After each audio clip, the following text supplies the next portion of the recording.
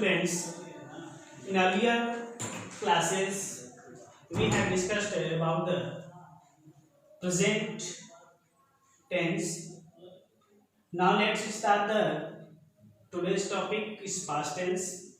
First, you know that the past tense means होता है भूतकाल. That means जो समय बीत चुका है या जो समय समाप्त हो चुका है, जिस समय का अंत हो चुका है, जब हम लोग उस समय की बात करते हैं तो वो जो समय होता है वो किसमें आता है? पास्ट टेंस में. तो यहाँ आपको पास्ट टेंस की डिफिनेशन दी गई है. Past tense refers to actions that took place in the past.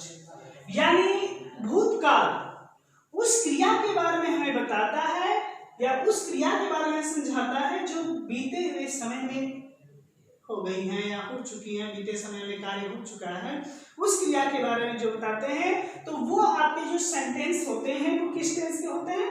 Past tense के. और तो आज हम पास्ट टेंस के अंतर्गत जानते हैं कि जैसे प्रेजेंट टेंस होता है तो प्रेजेंट टेंस में भी 4 प्रकार के उपवाक्य होते हैं. There are 4 types of present tense. So let in the past tense also has a 4 types. Past tense has a 4 forms.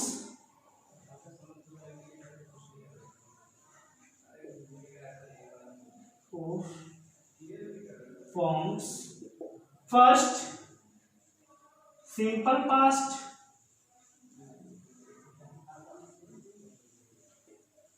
Second, past continuous.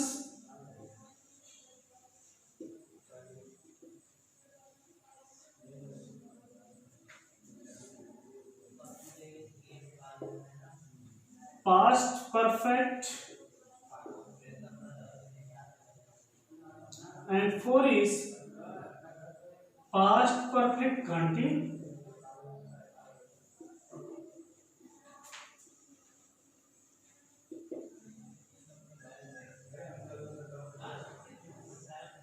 Past perfect continuous. ये आपके 4 प्रकार के वाक्य होते हैं जिसको आपको सिंपल पास्ट टेंस के अंतर्गत या पास्ट टेंस के अंतर्गत पढ़ना होता है. तो सबसे पहले हम स्टार्ट करते हैं पास्ट टेंस की. तो सिंपल पास्ट टेंस में भी 4 प्रकार के वाक्य आते हैं. एक होता है अफर्मेटिव, एक होता है निगेटिव, तीसरा होता है इंट्रोगेटिव और चौथा होता है इंट्रोगेटिव एंड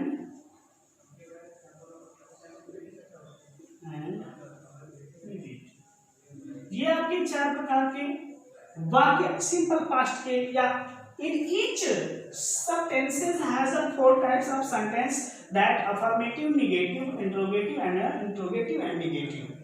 तो आज आपको सिंपल पास्ट टेंस के अंतर्गत ये 4 प्रकार के जो वाक्य हैं उसके बारे में जानेंगे कि ये जो 4 प्रकार के वाक्य होते हैं उसका सिंपल पास्ट टेंस में कैसे प्रयोग होता है और उसको हम लोग किस तरीके से ट्रांसलेट करते हैं. Now let's start the simple past tense. First,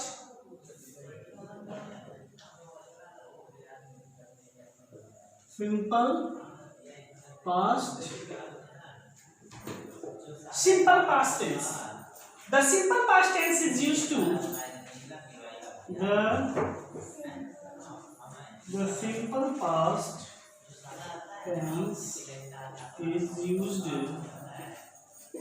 is used to indicate an action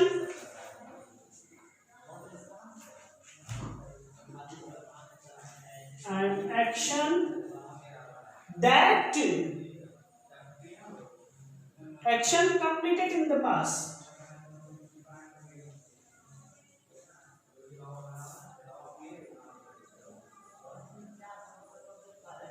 That means जो सिंपल पास्ट टेंस होता है उसका प्रयोग किया जाता है ये दर्शाने के लिए कि वो क्रिया क्या हुई है, बीते हुए समय में पूरी हो चुकी है, पूरी हो गई है. उस क्रिया के बारे में जो बताते हैं तो वो समझिए कि आपका क्या है, सिंपल पास्ट टेंस है. और इसकी पहचान हम जानते हैं एक अलग तरीके से हिंदी के शब्द में देखा जाए तो इसकी पहचान कैसे होती है? जिस क्रिया के अंत में ता था, ता थी, थी, या था, ये थी, ये थे, ये जो किसी भी सेंटेंस या किसी भी वाक्य हिंदी भाषा सेंटेंस में वाक्य के अंत में आते हैं, तो उस वाक्य के अंत में जो इस प्रकार के सेंटेंस आते हैं तो वो समझिए कि आपका सिंपल पास्ट टेंस का है। फर्स्ट, अब हम बात करते हैं अफर्मेटिव सेंटेंस की, कि सिंपल पास्ट टेंस में अफर्मेटिव सेंटेंस को कैसे हम लोग एक स्ट्रक्चर के अकॉर्डिंग कैसे हम लोग सॉल्व करते हैं, ट्रांसलेट करते हैं। तो सर्वप्रथम उसका स्ट्रक्चर होता है सब्जेक्ट प्लस वर्ब का second form plus main verb plus object plus other. यानी सबसे पहले अगर सिंपल पास्ट टेंस है तो सिंपल पास्ट टेंस में ये होता है कि सबसे पहले कर्ता, इसके बाद वर्ब का सेकंड फॉर्म, फिर मेन वर्ब का second form plus object plus other. ये चीजें आपको होनी चाहिए किसमें? किसी भी सेंटेंस में। तो सबसे पहले इसका स्ट्रक्चर देख लीजिए, इसका एग्जांपल देख लीजिए, एग्जांपल के थ्रू समझिए। रवि प्लेड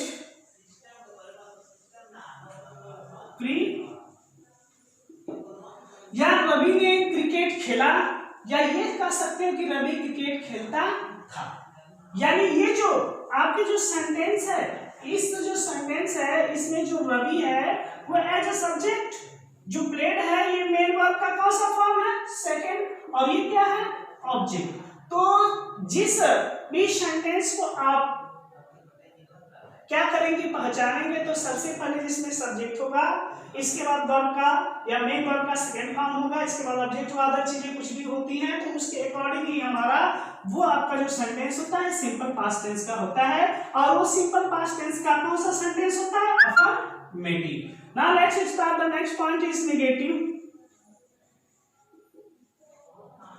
जो नेगेटिव सेंटेंस होते हैं तो उसमें हम लोग क्या करते हैं, जो सिंपल पास्ट टेंस का नेगेटिव सेंटेंस होता है तो उसमें हमारा एक हेल्पिंग वर्ब आता है जो डू का फॉर्म होता है, या ये कहा जाए तो सबसे पहले हम इसकी स्ट्रक्चर की बात करते हैं। Subject plus helping verb did plus not plus main verb का फर्स्ट फॉर्म। यहाँ पे मेन वर्ब का कौन सा फॉर्म अब यूज होगा? First form plus object plus, जैसे Ram did not play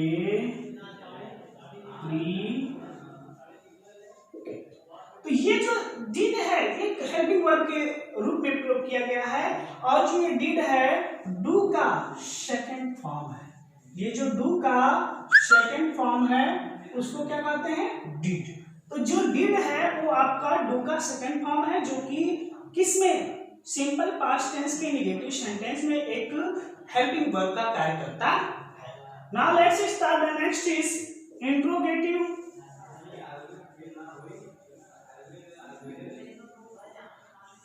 As you know that interrogative sentence has a two types, S note type question, WH type question। तो सर्वप्रथम हम बात करते हैं रूल नंबर फर्स्ट जिसे S note type question कहते हैं। इसका स्ट्रक्चर होता है हेल्पिंग वर्ब, सबसे पहले क्या रहेंगे? हेल्पिंग वर्ब क्या? डिड प्लस अब क्या होगा? सब्जेक्ट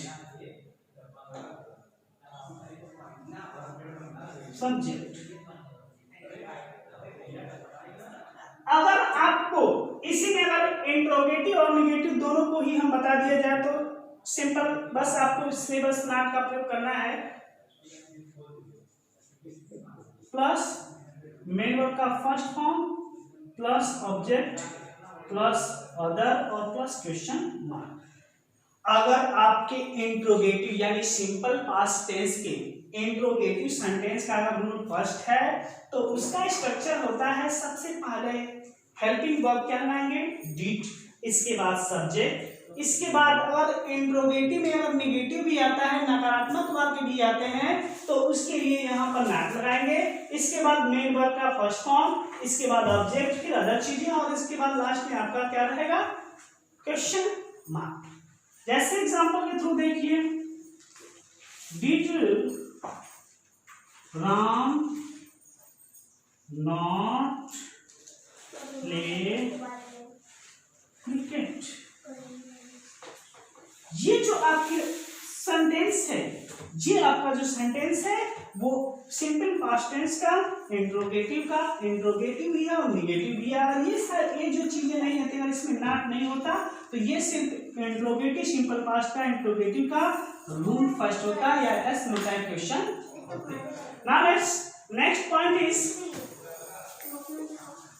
इंट्रोगेटिव का rule second.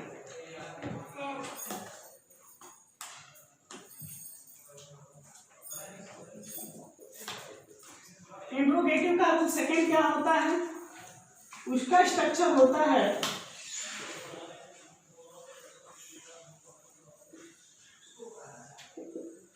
Question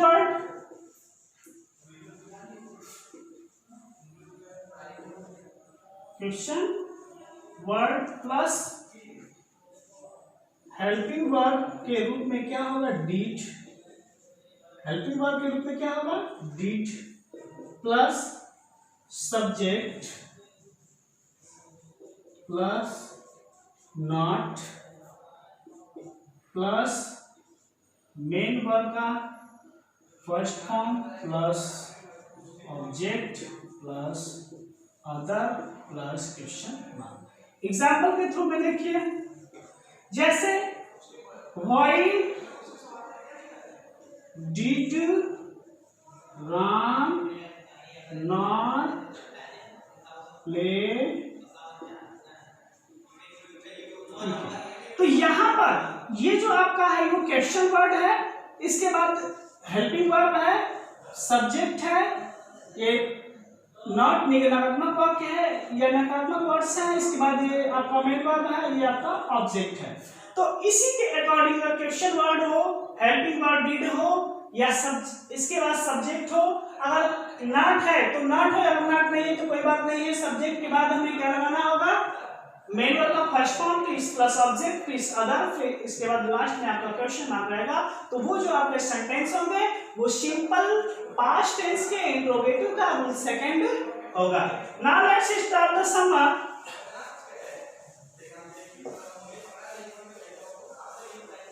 Some points that have a very important for the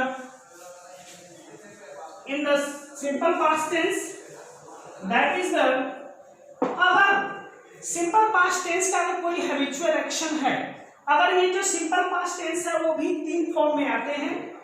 एक होता है पास्ट टेंस के बी फॉर्म में, किसमें, पास्ट टेंस में कौन सा फॉर्म, बी का मतलब होता है जिसमें क्या हो, वाज हो, इज हो, एम हो, वाज, जैसे इज एम आर तो प्रेजेंट में हो गया, लेकिन अगर बी के फॉर्म में देखा जाए तो वाज होता है और वेयर होता है। तो बी के फॉर्म में अगर कोई सेंटेंस हो तो इसका एग्जांपल देख लीजिए, इसका भी प्रयोग हम लोग सिंपल पास्ट टेंस में करते हैं, दे वेयर, ऐसा हम लोग सेंटेंस बनाते हैं। इसके बाद ही वॉज एक्सेट्रा, तो ये आपके सिंपल पास्ट टेंस के बी के फॉर्म में सेंटेंस है। इसके बाद अगर बी के फॉर्म में अगर नेगेटिव है, ये तो क्या है, अफर्मेटिव, और इसके बाद अगर नेगेटिव आता है तो बस हमें क्या करना होता है कि दे वेयर नॉट या ही वॉज नॉट, इसके बाद और भी एक्सेट्रा जो चीजें होती हैं उसको लिख लेते हैं। ये आपका सिंपल टेंस में बी के फॉर्म में प्रयोग किए जाने वाले आपके कुछ सेंटेंस है। नाउ लेट्स, अब हमारा जो सिंपल पास्ट टेंस जो होता है वो पास्ट टेंस एक हैव के रूप में भी, किसके रूप में, हैव, हैव के रूप में प्रयोग किए जाते हैं। और हैव का जो फॉर्म होता है सिंपल पास्ट में वो क्या होता है, हैड। वो क्या होता है, हैड। यानी जब हम लोग जो the past form of the have is had, यानी जो हैव का पास्ट फॉर्म होता है वो क्या होता है, हैड। इसको हम लोग इस सेंटेंस में प्रयोग करते हैं। Use of the past tense कुछ इंपॉर्टेंट है, यहाँ पर भी सब चीजें जो इंपॉर्टेंट के थ्रू देखा जाता है वो कौन कौन सी चीजें हैं।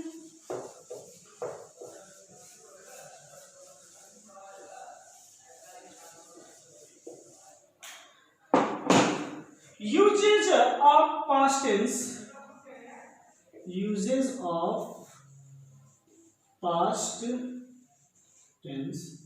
देखिए कहाँ हम लोग पास्ट टेंस का प्रयोग करते हैं, to indicate, to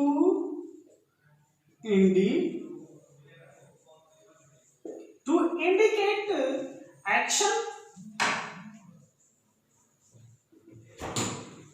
to indicate actions completed in the past।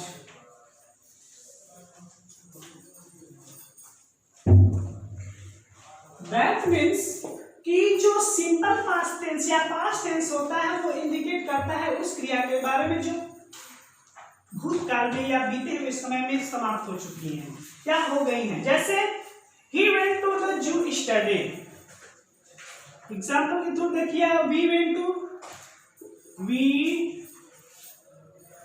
went to Jew study।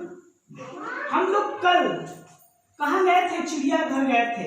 तो इसमें भी ये जो जाने का कार्य क्या हो गया है, पहले ही समाप्त हो गया, बीते समय में हो गया है, तो वो जो दर्शाता है वो भी आपका सिंपल पास्ट टेंस का होता है। Now next point is to denote a habitual action, to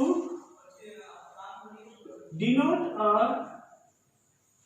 habitual action, to denote a habitual actions in the past। यानी कुछ आदत जो होती हैं जो पास्ट समय में बीती होती हैं उसको हम लोग क्या करते हैं, वो भी आपका क्या होता है, सिंपल पास्ट टेंस के अंतर्गत आते हैं।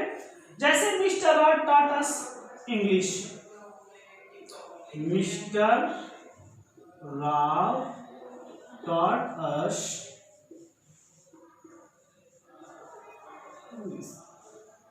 यानी मिस्टर राव हम लोगों को इंग्लिश पढ़ाते हैं या पढ़ाते थे। तो मिस्टर राव ये जो बीते समय का कार्य है, जो कि ये उनकी आदतें हैं कि वो हमेशा हमें क्या ही पढ़ाते हैं, इंग्लिश पढ़ाते हैं, उसका हैबिचुअल एक्शंस है, तो वो आपका किस में है, पास्ट टेंस में है। तो ये आपको डिनोट करता है, जो इन सारी चीजों को डिनोट करते हैं वो भी सिंपल पास्ट टेंस के अंतर्गत आते हैं ना। ये आपका सिंपल पास्ट टेंस का जो वीडियोस था वो समाप्त हो गया। अगर इसमें कोई भी समस्याएं हैं, कोई भी दिक्कतें हैं तो आप लोग डिस्क्रिप्शन बॉक्स में हमसे पूछ सकते हैं, कोई समस्याएं आती हैं। और इसके बाद आपको एक होमवर्क के थ्रू आपको सिंपल पास्ट टेंस के जो अफर्मेटिव है, निगेटिव है, इंट्रोगेटिव है और इंट्रोगेटिव और निगेटिव है, उस टेंस के वाक्यों में से 5 सेंटेंस आप लिखेंगे और लिखने के बाद आप क्या करेंगे, उसको जो व्हाट्सएप ग्रुप है उस ग्रुप में सेंड करेंगे। Thank you for watching this video.